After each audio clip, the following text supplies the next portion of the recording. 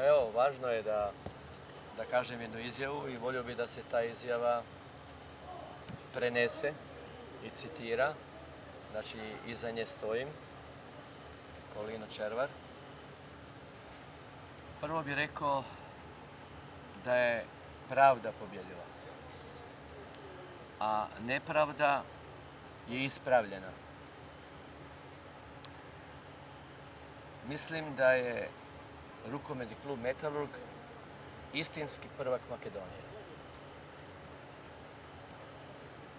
Rukometni klub Metalurg sa 80% domaćih igrača, makedonskih igrača, najbolje može promovirati ime Makedonije i kulturu makedonskih građana i u Ligi prvaka, i u Europi, i u svijetu.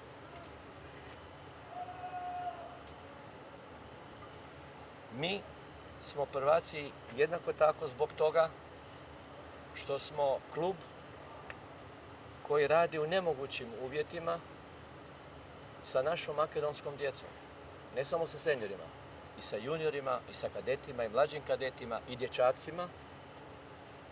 I to radimo gdje? U jednom, ja bih tako rekao, skladištu. U jednom podrumu. Bez stakla. Mi nemamo stakla, ali imamo rupe na staklima i stavljamo selotejp. Eto, takvim mi radimo uvjetima i postižemo to da smo među 8 najboljih ekipa u Europi i u svijetu. I nisu nas uspjeli zaustaviti. I poručujem da se bitka za identitet i ime Makedonija ne vodi samo na političkom polju. Borba za ime i identitet države Makedonije se vodi i na sportskom polju. To svima poručuju u Makedoniji. A to makedonski sportaši, svi sportaši, izvanredno rade. I to treba poštivati.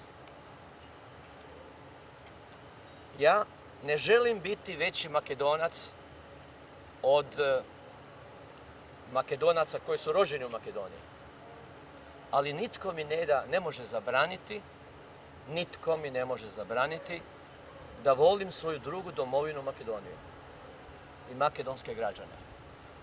Da volim i poštujem naše makedonske igrače, našu djecu.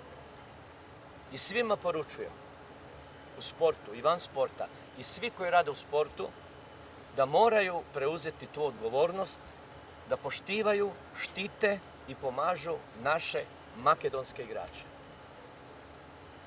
Eto, to je moja izjava kojim jamčim mojim imenom i prezimenom i hoću da se moja izjava istovjetno, kao što sam rekao, daje u makedonske medije. Pozdrav!